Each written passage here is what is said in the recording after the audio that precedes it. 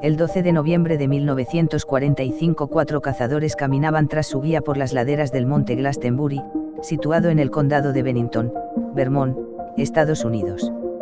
El hombre que los llevaba de vuelta al campamento se llamaba Maddie Rivers, conocía a la perfección cada palmo del terreno y, a sus 75 años, conservaba una perfecta forma física, tanta que poco a poco fue dejando a sus acompañantes atrás, hasta que lo perdieron de vista en las revueltas que el camino describía entre la espesa arboleda. Algo picados en su orgullo, los 4 aceleraron el paso. Pero, a pesar de avanzar cada vez más deprisa, no daban alcanzado a Maddie, aun cuando la lógica les decía que ya debían de haberlo hecho.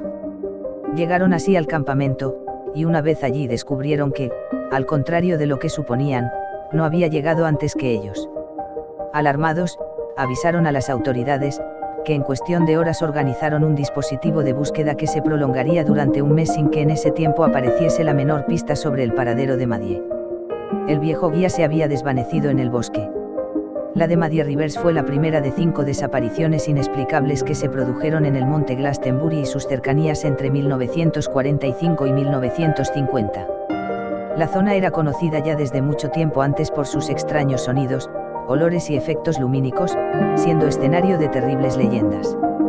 El pueblo fundado a la sombra de la montaña había languidecido poco a poco, marcado siempre por la desgracia, enfermedades, asesinatos, suicidios. Se puede decir que influjo maligno que sufría el lugar venía de antiguo. Sin embargo, el pequeño ciclo de desapariciones misteriosas que se iban a producir no tenía precedente conocido.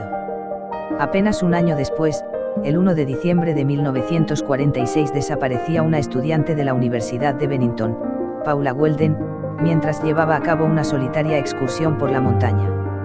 Antes de adentrarse en el bosque fue vista, entre otras personas, por el empleado de una gasolinera, al que preguntó por la dirección a seguir, por varios compañeros de clase y por un contratista de fincas local. A la mañana siguiente todavía no había regresado. Ni lo haría nunca. La tercera persona en desaparecer lo haría justo 3 años después de que Paula Weldon se esfumase en el bosque, y de una manera aún más misteriosa. El 1 de diciembre de 1949, James Tedford se subía a un autobús en South Albans con destino al hogar del soldado de Bennington, en donde residía. Sin embargo, no llegó allí. Numerosos testigos lo vieron subir al autobús, pero nadie, incluido el conductor, le vio bajarse de él. El 12 de octubre de 1950, Paul Jepson, de 8 años, viajaba en una camioneta conducida por su madre, cuando ésta se detuvo para recolocar la carga de la parte trasera. Al regresar a la cabina su hijo ya no estaba. No pudo verlo en los alrededores ni obtuvo respuesta al llamarlo a gritos.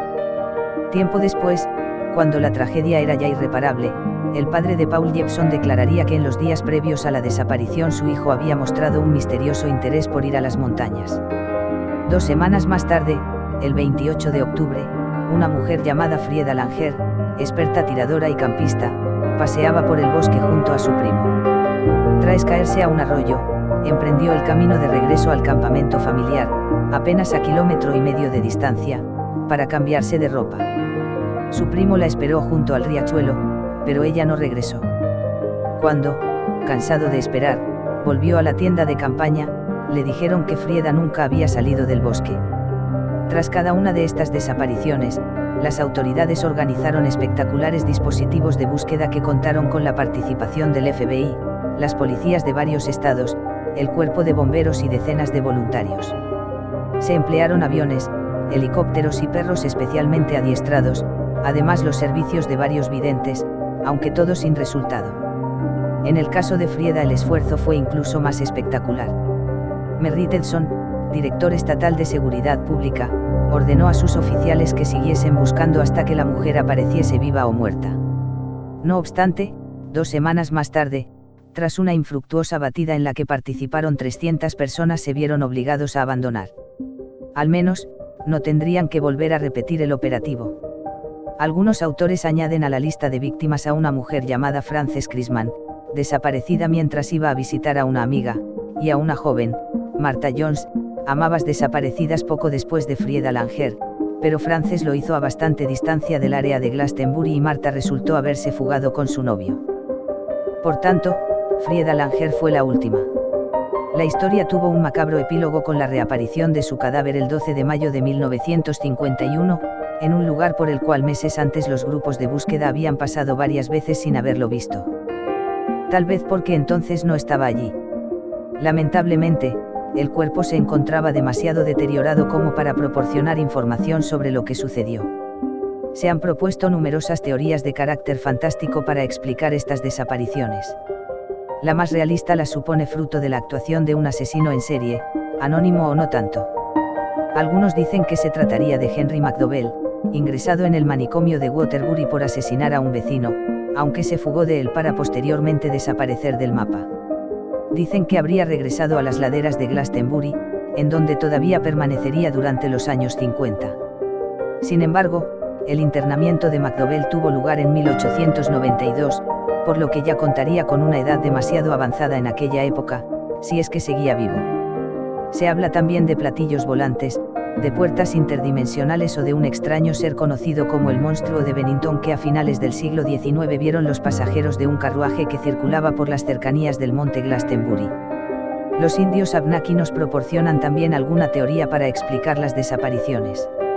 Sus leyendas hablan de una piedra encantada que en algún lugar de Glastonbury se traga a todos los que caminan sobre ella. Simplemente se abre para cerrarse después sobre el infeliz como si nada hubiera pasado. Según los Abnaki toda la zona está maldita. Para ellos, los fríos vientos que soplan en torno al monte y cambian de dirección casi como si tuviesen voluntad propia eran los mensajeros del demonio y la muerte.